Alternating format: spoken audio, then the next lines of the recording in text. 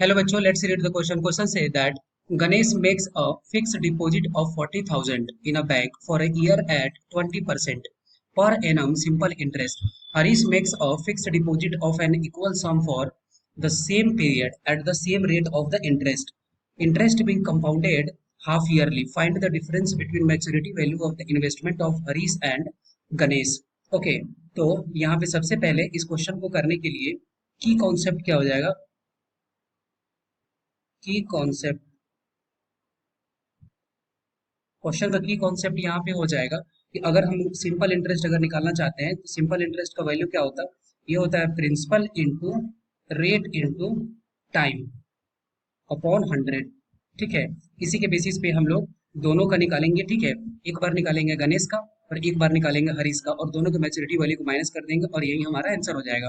तो सबसे पहले गणेश के लिए निकालते हैं। ठीक है, तो गणेश के लिए अगर हम निकाल रहे हैं एसआई का वैल्यू, ठीक है, गणेश के लिए एसआई का वैल्यू, तो इसका फॉर्मूला क्या होता है? पी। पी क्या है? प्रिंसिपल। प्रिंसिपल का वैल्यू कितना है? प्रिंसिपल का वैल्यू है 40,000।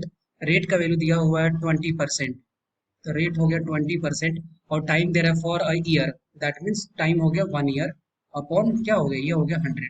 जब इसको सॉल्व करेंगे तो ये 5 और ये चला जाएगा कितनी बार में? 8,000। ठीक है, तो यहाँ से एस आई की गणेश का वैल्यू क्या हो जाएगा? गणेश का एस आई हो जाएगा, ये हो जाएगा 8,000 रुपीज। ठीक है, तो इसका अगर मेच्योरिटी वैल्यू की बात करते हैं, टोटल अमाउंट, टोटल अमाउंट की बात करते हैं तो ये हो जाएगा 40,000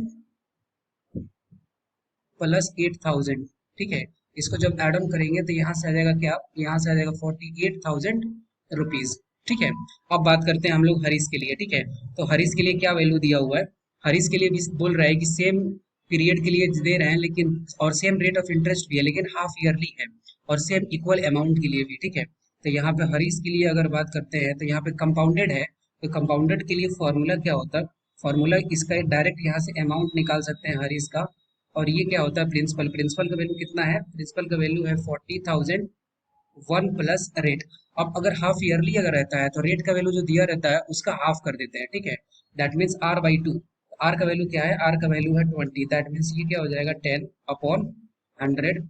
और यहाँ पे एन की जो वैल्यू है, ठीक है, ईयर जो रहता है उसको 2 से मल्टीप्लाई करते हैं, तो यहाँ पे फॉर 1 ईयर के लिए बोल रहा है तो 1 × 2।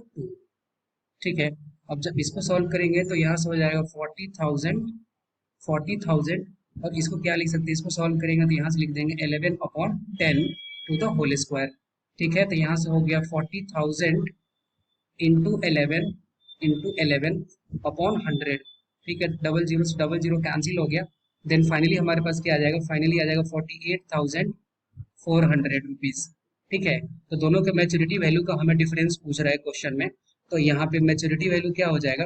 यहाँ पे हो जाएगा हरीश का जो अमाउंट है उसमें से हम माइनस कर देंगे गणेश का अमाउंट। ठीक है, इसका वैल्यू कितना हो जाएगा? इसका वैल्यू हो जाएगा 48,400 माइनस 48,000, और जब इसको माइनस करेंगे तो यहाँ से क्या आ जाएगा? यहाँ से आ जाएगा 400 रुपीज। कौन सा ऑप्शन सही हो गया? Option A is the right answer. I hope you will be understood it well. Best of luck, thank you.